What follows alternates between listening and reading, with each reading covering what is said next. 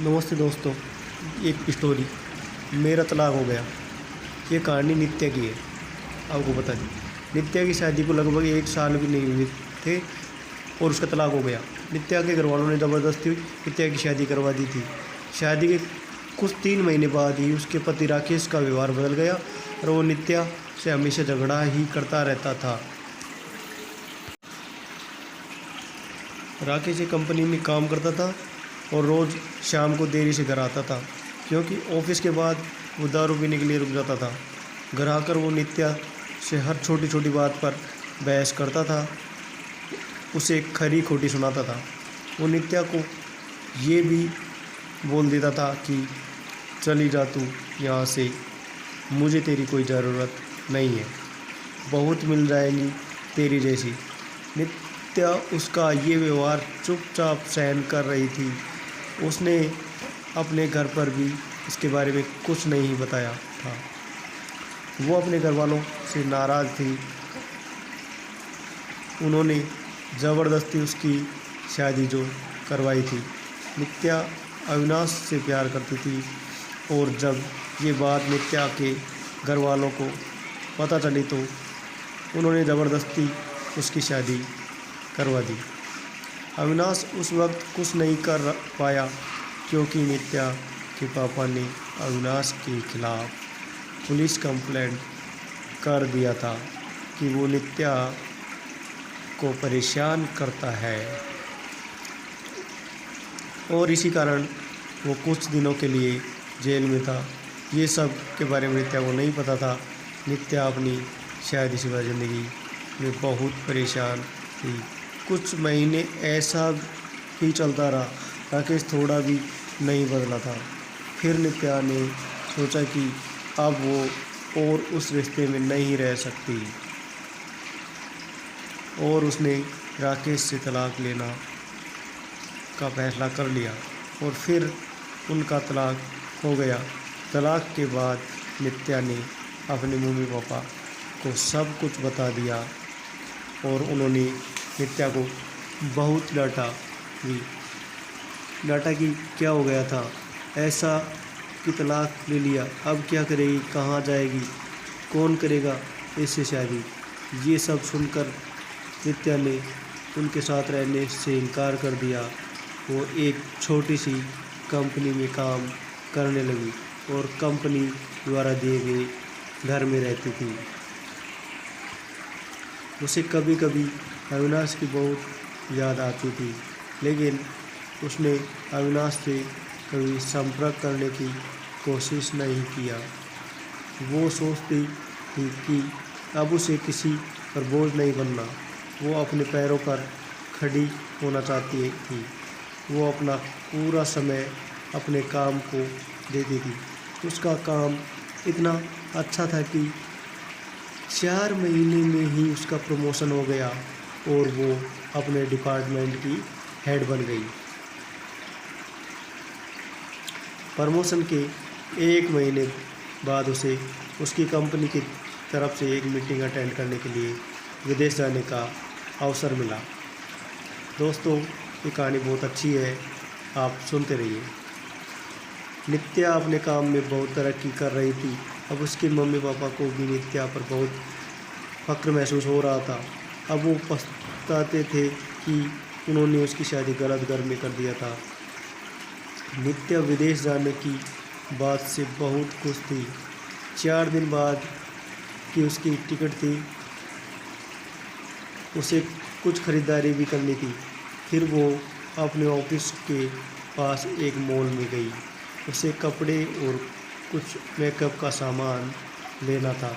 वो मॉल में घूम रही थी, कपड़े देख रही थी, तभी किसी ने पीछे से उसके कंधे पर हाथ रखा। वो पीछे मुड़ी देखने के लिए और वो बिल्कुल अपने आँखों पर विश्वास नहीं कर पा रही थी।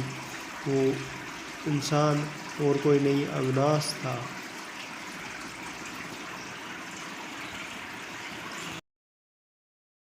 नित्या उसे देखती रह गई। वो समझ नहीं आया कि वो अविनाश से क्या बातें करे। अविनाश नित्या को देखकर बहुत खुश हुआ। दोनों के आंखों में आंसू के साथ खुशी भी थी। अविनाश ने पूछा, तुम यहाँ अपने पति के साथ हो क्या? नित्या उससे नजरें चुराते हुए बोली, नहीं। अविनाश ने पूछा, कैसी हो? नित्या उससे बात नहीं करना चाहती थी। वो नहीं चाहती थी कि अविनाश को ये सब पता चले कि उसका तलाक हो गया और अब वो अकेली रहती है। अविनाश उससे पूछे जा रहा था।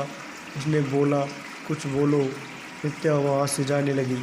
उसने अविनाश को बोला कि मुझे तुमसे कोई बात नहीं करनी, तुम चले जाओ। अविनाश उसके पीछे पीछे जाने लगा।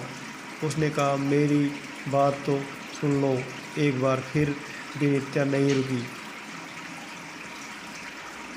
फिर अविनाश ने कहा, तुम्हें मेरी कसम है, बस एक बार रुक के मेरी बात सुन लो। फिर नित्या क्या करती? आखिर उसके दिल में अभी भी अविनाश के लिए प्यार था तो रुक गई।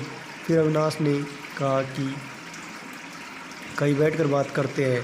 फिर वो दोनों मॉल के एक रेस्टोरेंट में गए। अविनाश ने उससे पूछा, कैसी हो? वो बोली, ठीक हूँ। अविनाश ने उसके पति के बारे में पूछा कि वो कैसा है, तुम्हारा ध्यान रखता है ना? नित्या चुप थी। अविनाश ने बोला, क्या हुआ, तुम चुप क्यों हो? कुछ बोलो, तुम्हें कोई परेशानी तो नहीं है ना? नित्या बोली, मेरा तलाक हो गया। अविनाश को ये सुनते ही एक उम्मीद की किरण दिखने लगी। उसने पूछा, कब और क्यों? नित्या ने उसे सब बताया। अविनाश ने बोला, अब तुम अकेली क्यों रहती हो? तुम अपने मम्मी पापा के पास क्यों नहीं गई, या मुझे क्यों नहीं संपर्क करने की कोशिश की? क्यों नहीं? नित्या बोली, तुम अगर मुझसे प्यार ही करते थे तो जब मेरी शादी हुई थी तब क्यों नहीं आई मुझे लेने? कहा थे तुम। उस वक्त मैं बिल्कुल अकेली हो गई थी और मजबूरी में शादी हो गई मेरी। अविनाश ने पूछा, क्या तुम्हारे पापा ने नहीं बताया कि उन्होंने मुझ पर पुलिस केस कर दिया था? मैं जेल में था कुछ महीने। ये सुनते ही नित्या चौंक गई। उसने कहा कि मुझे इसके बारे में कुछ नहीं पता। अविनाश ने उसे पूरी बात बताई।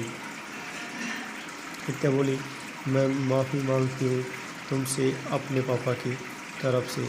अविनाश ने कहा, अब वो बात को जाने दो, मैं भूल चुका हूँ वो सब। अभी भी अब की बात करो। अविनाश ने बिना देर किए उससे पूछ लिया, क्या अब तुम मुझसे शादी करोगी? क्या बोली, क्या तुमने अभी तक शादी नहीं की? अविनाश ने कहा, नहीं, मैं अभी अपने कैरियर पे ध्यान दे रहा हूँ और यह कुछ काम से ही आया था। अब बोलो, शादी करोगी मुझसे? दोस्तों, कहानी कैसी लगी? अच्छी लगी है तो चैनल सब्सक्राइब ज़रूर करें। नित्या बोली, अभी 2 दिन में अपनी कंपनी की तरफ से विदेश जा रही हूँ एक मीटिंग के लिए। उधर से लौटकर इसके बारे में बात करते हैं। अविनाश ने कहा, पहले ही बहुत इंतज़ार किया है, अब और इंतज़ार नहीं होता है, लेकिन फिर भी जैसा तुम कहोगे वैसा ही होगा। दोनों ने अपना फ़ोन नंबर दिया एक दूसरे को और घर गए। अविनाश उसे रोज़ फ़ोन करके उसका हालचाल पूछता रहता था। 1 सप्ताह बाद नित्या अपनी मीटिंग ख़त्म करके लौट आई थी। अविनाश से मिलने के लिए बोल रहा था, लेकिन नित्या अपने ऑफिस में बहुत व्यस्त रहती थी। उसने कहा कि हम रविवार को मिलेंगे। फिर वो दोनों रविवार को उसी मॉल में मिले।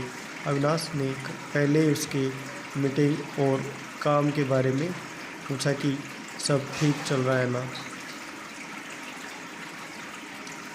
नित्या ने कहा, हाँ सब ठीक है। फिर अविनाश ने उससे शादी का पूछा, तुमने कहा था कि आके बताओगी शादी करोगी कि नहीं, तो आप बोलो क्या सोचा है? नित्या तो अविनाश से प्यार करती ही थी और अब उसे मौका मिला था अपने प्यार के साथ पूरी ज़िंदगी बिताने का।